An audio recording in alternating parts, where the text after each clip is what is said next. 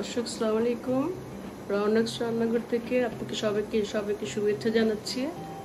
আজকে আপনাদের জন্য আমি একটি হালুয়া নিয়ে আসছি।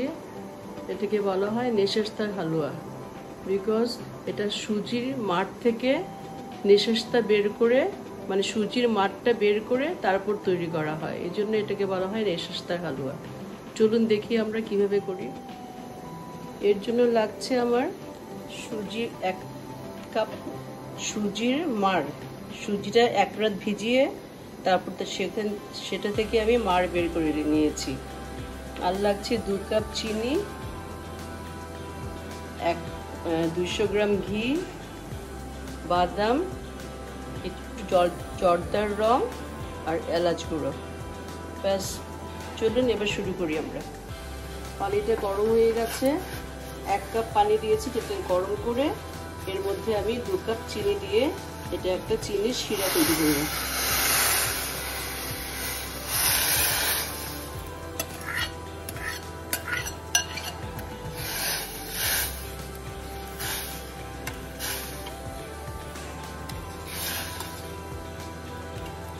নেড়ে এটাকে গলে না যাওয়া পর্যন্ত আমরা একটা চিনির শিরা তৈরি করে রাখবো।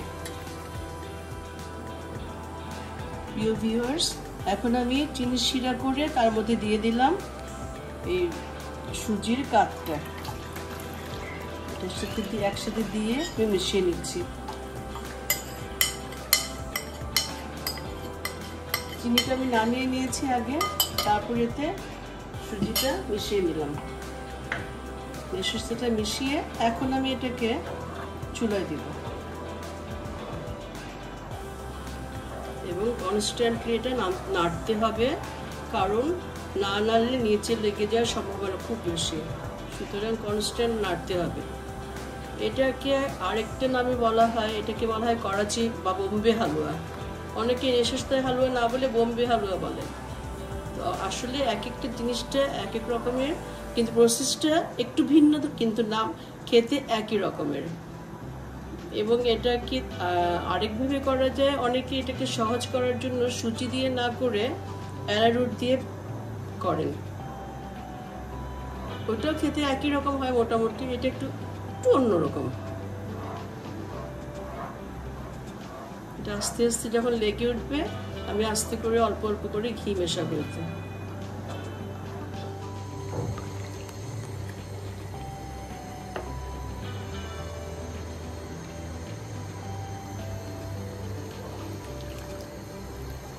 আমি 1 চামচের মতো ঘি দিয়েছি।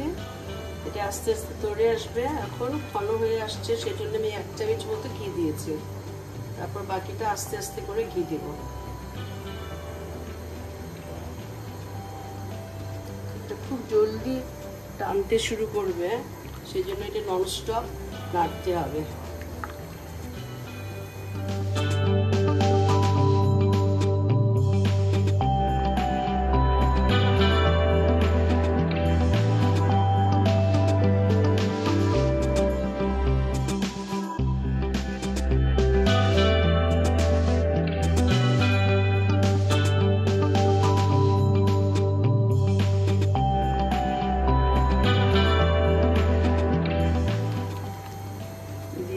একটু রং,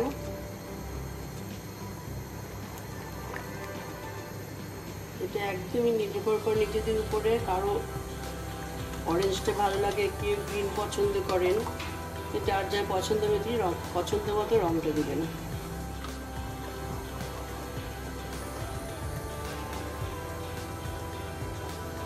মনে হচ্ছে আর একটু রং দরকার, আর একটু রং দিচ্ছি।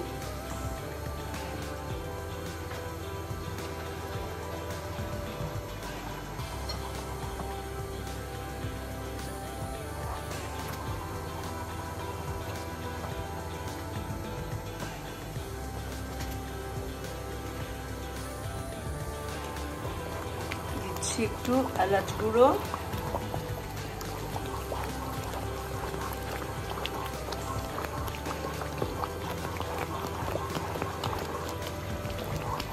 আর দিচ্ছি আর একটু ঘি।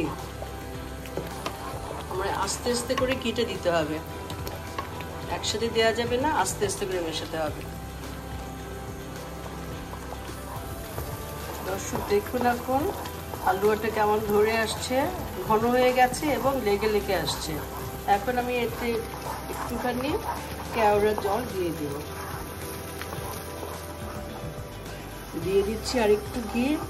তো অনেকখানি শুকিয়ে আসছে ঘিটা, আমি আরেকটু ঘি অ্যাড করলাম। দর্শক দেখুন আমার হালুয়াটা মোটামুটি হয়ে আসছে, অলমোস্ট ডান। আমি আরেকটু ঘি দিয়ে দিচ্ছি এবং মিনিট 10-এর মধ্যে আমি এটাকে নামিয়ে দেব। তারপর আবার দেখাবো আপনাদের কেমন হলো। আমার নেশেসটা মোটামুটি কমপ্লিট, আমি এখন এটাকে নামিয়ে নিচ্ছি। দর্শক হয়ে গেল আমাদের নেশেস্তা হালুয়া। আমি খুব অল্প সময়ে কিন্তু করে দিয়েছি হালুয়াটা। অবশ্যই আপনারা বাসায় ট্রাই করবেন এবং আপনাদের পছন্দ হবে আশা করি। সবাই ভালো থাকবেন, আল্লাহ আমাদের সবাইকে সুস্থ রাখুন, দোয়া করি এই কামনা করে আজকের মতো বিদায় নিচ্ছি। আল্লাহ হাফেজ।